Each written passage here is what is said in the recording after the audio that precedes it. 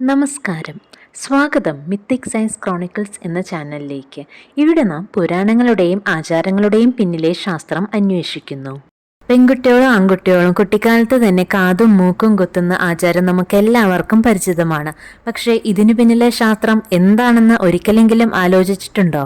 പരമ്പരാഗത അർത്ഥം എന്തെന്നാൽ പഴയകാലത്ത് കാതുകുത്തുക, മൂക്കുകുത്തുക തുടങ്ങിയവ വെറും അലങ്കാരമല്ലായിരുന്നു.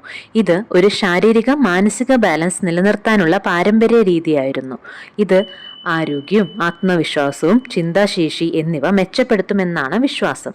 ശാസ്ത്രീയ അർത്ഥം എന്തെന്നാൽ ശരീരത്തിലെ ചില ഭാഗങ്ങളിൽ നാഡീകേന്ദ്രങ്ങൾ, അതായത് നെർവ് എൻഡിങ്സ് കൂടുതൽ അടങ്ങിയിരിക്കുന്നു. ചെവിയുടെയും മൂക്കിന്റെയും ഭാഗങ്ങൾ അക്യുപഞ്ചർ പോയിന്റ്സുകളായി അറിയപ്പെടുന്നു. ഇവിടെ കുത്തുമ്പോൾ ഉണ്ടാകുന്ന ചെറു ഉത്തേജനം ബ്രെയിനിനെ സ്റ്റിമുലേറ്റ് ചെയ്യുന്നു. ഇത് നമ്മുടെ mental stability, memory, concentration, emotional balance എന്നിവ മെച്ചപ്പെടുത്തുന്നു.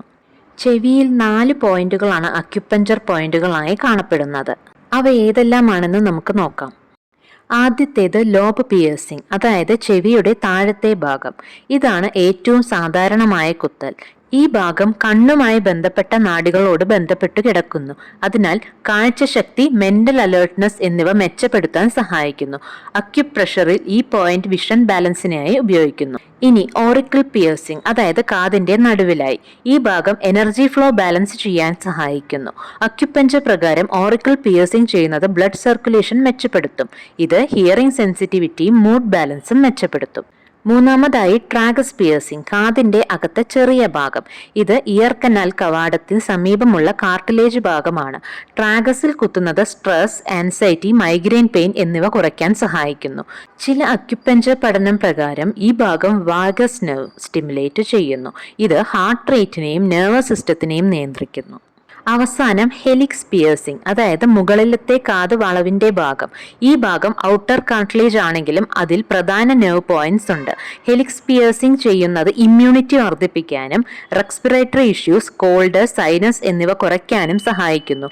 ഇതൊരു ബയോസ്റ്റിമുലേഷൻ സ്റ്റോൺ ആയി തന്നെ പ്രവർത്തിക്കുന്നുണ്ട്. ചെവി കുത്തുന്നത് കഴിഞ്ഞാൽ ഇനി അടുത്തത് സ്ത്രീകൾ നോക്കുന്നത് മൂക്ക് കുത്താനാണ്. ഇതിൽ സ്ത്രീകൾ ഇടതു മൂക്കിലാണ് സാധാരണ കുത്തുന്നത്.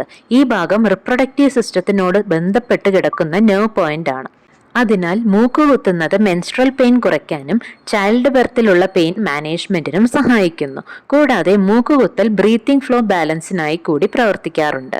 കാതു കുത്തുമ്പോൾ ഉണ്ടാകുന്ന ചെറുവേദനയും സ്റ്റിമുലേഷനും നെർവ് റിഫ്ലക്സ് ആക്ഷൻ വഴി ബ്രെയിനിനെ സ്റ്റിമുലേറ്റ് ചെയ്യുന്നു.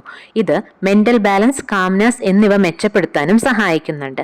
ചിലർക്ക് ആൻസൈറ്റി, ആങ്കർ കൺട്രോൾ തുടങ്ങിയവയ്ക്കും ഇതിന് പോസിറ്റീവ് ഫലമുണ്ടെന്ന് പഠനങ്ങൾ പറയുന്നു. ഇനി എപ്പോൾ കുത്താം? കുട്ടികൾക്ക് 6 മാസം മുതൽ 2 വയസ്സ് വരെ കുത്തുന്നത് ഏറ്റവും നല്ലത്.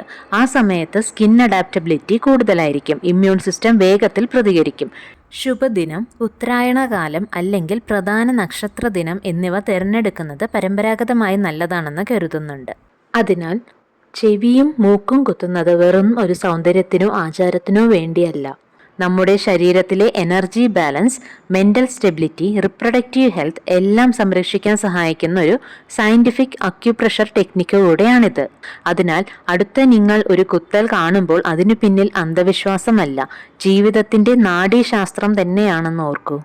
ഇത്തരത്തിലുള്ള പ്രാചീന ആചാരങ്ങളുടെയും പുരാണങ്ങളുടെയും ശാസ്ത്രം മനസ്സിലാക്കുന്ന വീഡിയോകൾക്കായി ഈ ചാനൽ സബ്സ്ക്രൈബ് ചെയ്യൂ. ഈ വീഡിയോ ഇഷ്ടമായെങ്കിൽ ലൈക്ക് ചെയ്യൂ, കൂട്ടുകാർക്കെല്ലാവർക്കും ഷെയർ ചെയ്തു കൊടുക്കൂ.